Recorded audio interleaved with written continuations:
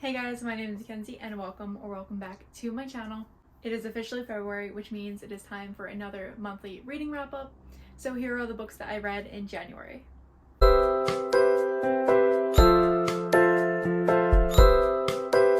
I read 11 books this month, and the first book that I read was Carrie Is Back by Taylor Jenkins Reid. If you don't know, Taylor Jenkins Reid is one of my favorite authors. I read every one of her books besides this one. I just love how honest and real her writing is, and when you read her books, her characters feel like they're real people, especially with Daisy Jones and Evelyn Hugo. This was her latest release, and she definitely did not disappoint with this book, as it was a 5-star read for me. So this book is about Carrie Soto, obviously, and she is one of the world's greatest tennis players. She's broken many records and won lots of titles. But 6 years after retirement, she is in the stands at the US Open, and she watches her record be taken away from her by another player named Nikki Chan. So at 37 years old, Carrie decides to come out of retirement and make one last final comeback with her father as her coach by her side in order to reclaim her title as the greatest tennis player. I absolutely love this book, and it was a 5-star read for me. I went into this book knowing nothing about tennis, but now I'm obsessed. I just loved Carrie's character so much. She is so fierce and such a strong woman. She was an infamous tennis player and hated by many, but I just loved how determined she was to win. What I really enjoyed about this book is the representation of women in sports. Women do not get enough credit in the sports world. I feel like most of the time ESPN is just talking about men in sports and how great they are. I really enjoyed how this book portrayed how women can be just as good as men in sports. Also, the father-daughter relationship in this book is so cute and precious. I absolutely adored Carrie's relationship with her father and loved how he was by her side every step of the way. This book reminded me of the song Anti-Hero by Taylor Swift, especially the lyrics, "Hi, I'm the problem, it's me," and the lyrics, "It's always exhausting rooting for the anti-hero," just because I feel like Carrie Soto was definitely the problem in this book, and she was the anti-hero, but you're rooting for her every step of the way. So the second book I read in January is called Tomorrow and Tomorrow and Tomorrow by Gabrielle Zevran. So this was the Goodreads Choice Award winner for Best Fiction of 2022. It even has a sticker here saying Book of the Year, which is so cool, but it also made me a little hesitant to pick this book up, but I'm really happy I did because I really enjoyed it. This book follows two childhood friends, Sam and Sadie, who haven't spoken to each other in years. They had a falling out when they were younger, but their paths cross again when they are in college. They grew up playing video games when they were younger, and that's kind of how they bonded and became friends. So when they see each other for the first time in college and when their paths cross again, they decide to develop and design their own video game together. Throughout the book, you watch Sam and Sadie develop video games together, but you also get to witness their experiences to fame, tragedy, success, love, and friendships. So I rated this book 4 stars. It was so close to being 5 stars for me. The characters were so messy in this book, but I absolutely love them. What I really loved about this book is that it's not a book about romance, it's a book about friendships. The author did a great job of showing how realistic the ups and downs of a friendship can be. The only negative thing I have to say about this book is that the pacing towards the end of the book was extremely slow. I'm pretty sure there was one chapter at the end that I just skimmed through, which is why it wasn't quite a 5-star read for me, but I still highly recommend reading this book. So then towards the middle of January, I decided to pick up a new series to start. And guys, I'm so bad at reading series. I feel like I'll read the first 2 books in a series and then I just will randomly stop and not pick up the series again. One of my goals in 2023 is to finally finish series that I've started and to start new series. So I read 5 books in the Zodiac Academy series. I read the first 4 books in the series and then 1 novella. The first book in the Zodiac Academy series is called The Awakening, and I rated that book 3.75 stars. And then I read Origins of an Academy Bully. This is actually 0.5 in the scale of the series. So I think you can technically read this one before the first book, but I actually read it after the first book just because to me it just made more sense.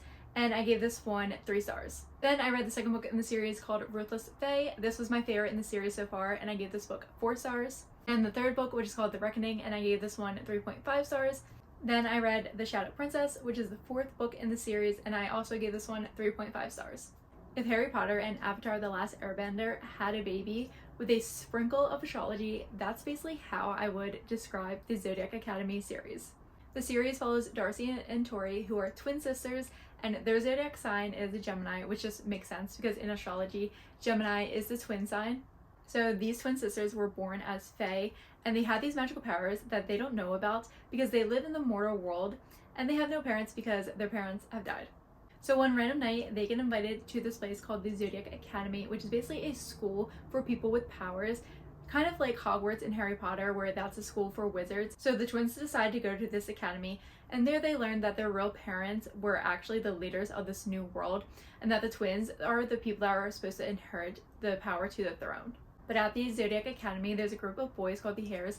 They're basically the sons of the most powerful people, and they will do anything in order to stop the twins from inheriting the throne. In the Zodiac Academy series, there's dragons, werewolves, vampires, there's an enemies to lovers, a forbidden love, like anything you could find in fantasy books, this series has it. Now, I will say the writing in this series isn't the best, but the story is so addicting. Also, these books are thick. I think there's 10 books in the series, and the latest one that just came out is over 1,000 pages long. I did find that the plot and the story was getting a little bit too repetitive, but I definitely will continue reading this series in the future. So this is where my thriller era starts, because then I decided to read 4 psychological thrillers. So the 8th book I read in January is called What Lies in the Woods by Kate Alice Marshall. This is about 3 young girls who went into the woods. One girl ended up brutally stabbed and the other 2 were left unharmed. 22 years later, the girls realized that they might have sent the wrong person to jail and that the real killer might still be on the loose. And each friend has a secret and someone is lying. I gave this book 3 stars. I felt like the concept of the story was great, but it was badly executed. For me, the book was just really boring and a little bit predictable. I feel like the book didn't pick up until the end of the story. I think if the book was a faster pace, I would have enjoyed it more, but for me, it was just okay. I have seen other people really enjoy this book, so I'd still recommend it if you're looking for a thriller to read that's about secrets and lies. The next psychological thriller I read is called The Perfect Child. This is about a married couple that work in a hospital together, and their lives are basically perfect. The only thing that is missing is a child. The wife in this family cannot have children, and the family's been looking to adopt for a long time.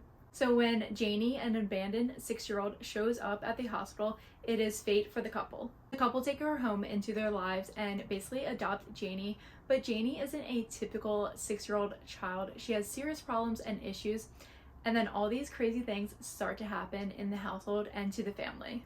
Sadly, I did not enjoy this book at all. I gave it 2 stars. If you have ever watched the movie The Orphan, this book is basically a copy of that movie, and for that reason, I found the book very predictable. Also, the ending of this book was so bad. I've never been so angry at an ending before because it left you with no answers. I would say if you liked the movie The Orphan and if you're looking for something like really weird, then maybe pick up The Perfect Child, but other than that, I wouldn't recommend it. So moving along, the 10th book I read in January is called The Kind Worth Killing.